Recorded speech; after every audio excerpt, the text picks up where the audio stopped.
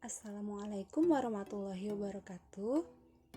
Kami, kelompok mikrobiologi pangan dari jurusan Teknologi Pangan dan Gizi, Fakultas Ilmu Pangan Halal, Universitas Juanda Bogor, yang beranggotakan Nabila Oktri, Rias Revani, Rai Restu, Siti Raudatul, dan Wildana Fidah. Di sini kami akan memaparkan hasil diskusi kami, yaitu tentang fermentasi etanol, di mana kami akan menjelaskan yaitu ada faktor fisik dan kimia yang mempengaruhi kinerja fermentasi etanol, kemudian tahapan dari fermentasi etanol itu sendiri. Untuk mempersingkat waktu, yuk disimak. Sebelum masuk ke tahapan fermentasi etanol, ada faktor fisik dan kimia yang mempengaruhi kinerja fermentasi etanol. Beberapa faktor yang mempengaruhi kinerja fermentasi etanol yaitu tingkat efisiensi konversi gula menjadi etanol. Nah, adapun yang perlu diperhatikan adalah sebagai berikut. Konsentrasi gula, nutrisi, pH, pengadukan, oksigen, suhu, nutrien, antibiotik, agen mikroorganisme, dan lain-lain. Untuk lebih jelasnya, mari kita dengarkan penjelasan berikut ini. Oke, yang pertama adalah konsentrasi gula. Konsentrasi gula dapat mempengaruhi pertumbuhan ragi dan produksi etanol. Konsentrasi gula yang memadai meningkatkan kecepatan fermentasi dan produktivitas, meningkatkan kinerja proses fermentasi, karena memungkinkan tingkat pertumbuhan dan pembentukan sel yang lebih kecil. Konsentrasi gula yang tinggi dapat menyebabkan peningkatan konsentrasi etanol. Hal ini sesuai dengan pendapat Arias 2011 yang menyatakan bahwa semakin tinggi konsentrasi substrat atau gula reduksi yang dapat dipecah oleh sel kamir menjadi etanol, maka semakin tinggi pula konsentrasi etanol yang dihasilkan. Yang kedua, konsentrasi oksigen. Oksigen yang diperlukan untuk perbanyakan sel, namun agar proses fermentasi berlangsung secara memadai, kondisinya harus anaerobik. Oksigen bertindak sebagai aseptor akhir elektron dalam fosfolisasi oksidatif dan sebagai nutrisi penting dalam sintesis lipid. Kemudian yang ketiga itu pengadukan.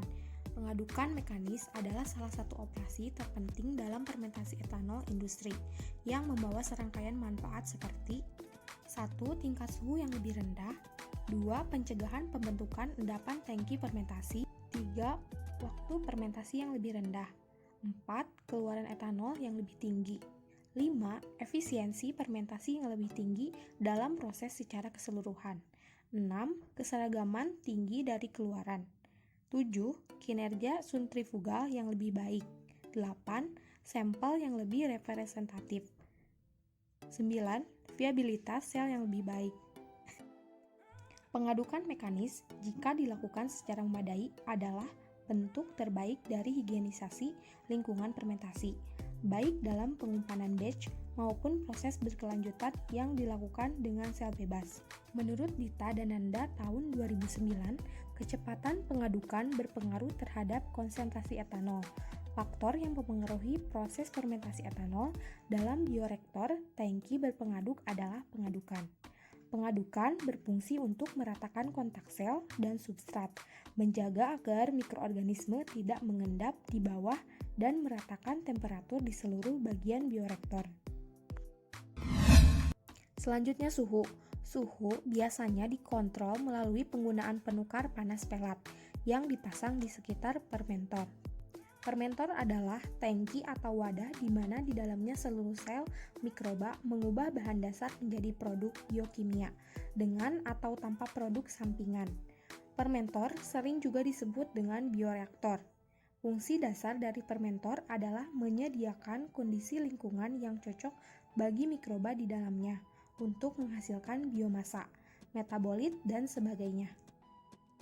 Temperatur mempengaruhi waktu fermentasi dan hasil produktivitas dalam etanol, dan munculnya infeksi yang tidak diinginkan. seperti ragi memiliki suhu optimal berkisar dari 26 derajat Celcius sampai 35 derajat Celcius. Namun, suhu yang paling memadai dalam praktik industri bervariasi dari 30 derajat Celcius hingga 35 derajat Celcius, dengan nilai maksimum 38 derajat Celcius sampai dengan 40 derajat Celcius. Faktor yang kelima, pH. Tingkat pH memiliki pengaruh yang nyata pada fermentasi industri karena pentingnya pengendalian kontaminasi bakteri dan pengaruhnya terhadap pertumbuhan ragi, laju fermentasi, dan pembentukan produk sampingan. Menurut Ageng, tahun 2009, pH perlu diukur agar peneliti dapat mengetahui kesesuaian proses pertumbuhan Saccharomyces cerevisiae sehingga dapat memproduksi etanol. Karena ketika Saccharomyces cerevisiae tidak berada dalam pH yang sesuai, maka produktivitas etanol yang dihasilkan tidak maksimal. Faktor yang keenam, konsentrasi sel. Konsentrasi sel yang tinggi menyebabkan waktu fermentasi yang rendah, sedangkan konsentrasi rendah menyebabkan waktu fermentasi yang lebih tinggi. Konsentrasi sel yang tinggi menyebabkan peningkatan produktivitas dan waktu fermentasi yang rendah, terlepas dari jenis proses fermentasi yang digunakan. Kemudian, yang ketujuh, faktor nutrisi. Selama pertumbuhan dan perkembangannya mikroba dalam ragi memerlukan penambahan nutrisi meliputi 1. Unsur C, yang diperoleh dari bahan yang mengandung karbohidrat sebagai substrat utama untuk metabolisme karbon. Yang kedua, unsur N, di mana hamir Saccharomyces cerevisiae yang tidak memiliki enzim urease menggunakan jalur lain melalui penggunaan enzim urea amidohidrolase. Yang ketiga, mineral, yang dapat diambil dari pupuk TSP, NPK, DSP, dan sebagainya. Yang terakhir adalah vitamin. Vitamin yang digunakan oleh sel sebagai konstituen kimia penyusun sel. Contohnya adalah biotin yang berperan dalam pembuatan glutamik acid. Ragi membentukkan lingkungan yang mengandung sumber karbon seperti glukosa dan fruktosa. Di samping itu, lingkungan harus menjadi sumber vitamin, nitrogen, fosfor, sulfur, kalium, magnesium, kalsium, seng, besi, tembaga, kobalt, yodium, dan lain-lain dalam jumlah sedikit. Faktor terakhir yang mempengaruhi kinerja fermentasi etanol yaitu antibiotik. Penambahan antibiotik adalah praktik umum dalam penciptaan lingkungan yang mendukung perkembangan ragi dan tidak menguntungkan bagi perkembangan mikroorganisme yang tidak diinginkan dalam proses fermentasi. Setiap produk bertindak berbeda, bekerja pada kelompok mikroorganisme tertentu. Evaluasi beban bakteri dan kemanjuran antibiotik komersial akan menjadi faktor penentu dalam pemilihan agen antibakteri.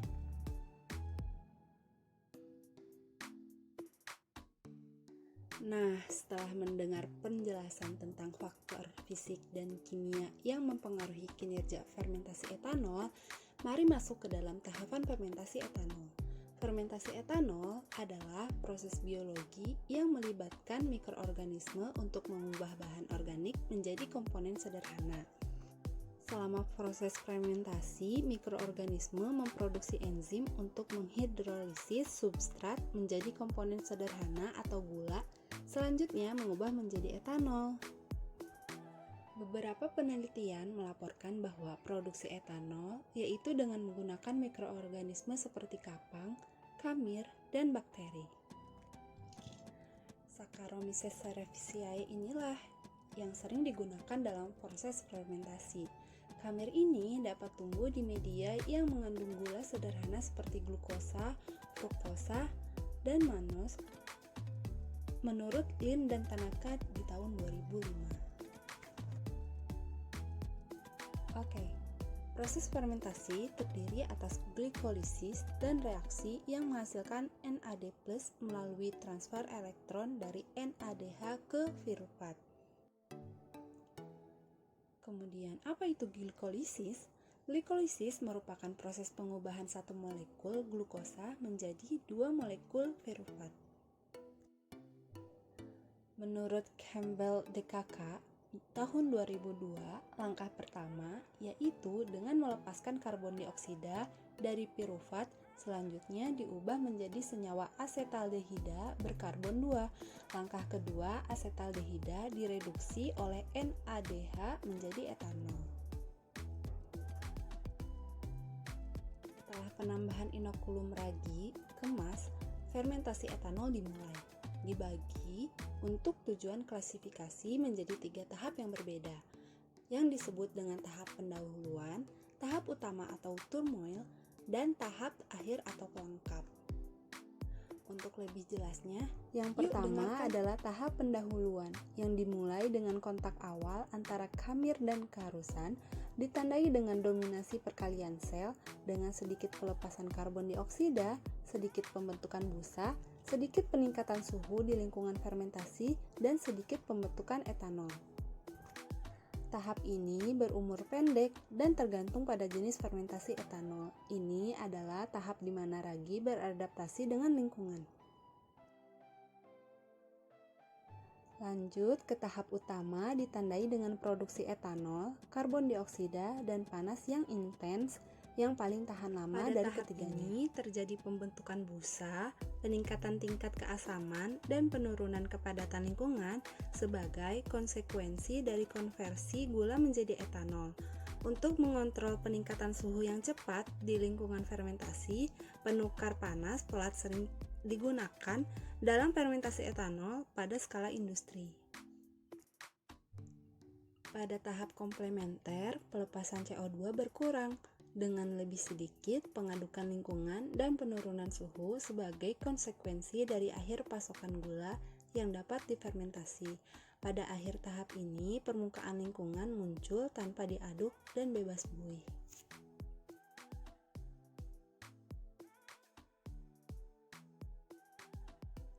Dalam praktik industri, ketika fermentasi terjadi dalam batch, ragi yang telah diolah biasanya ditambahkan ke tangki, dan selanjutnya melakukan penambahan keharusan secara terprogram. Dalam hal ini, fermentasi praktis dimulai pada tahap utama, yang tergantung pada konfigurasi pengisian dapat lebih seragam dengan peningkatan suhu dan busa yang moderat. Sekian pemaparan dari kami, semoga ilmunya bermanfaat.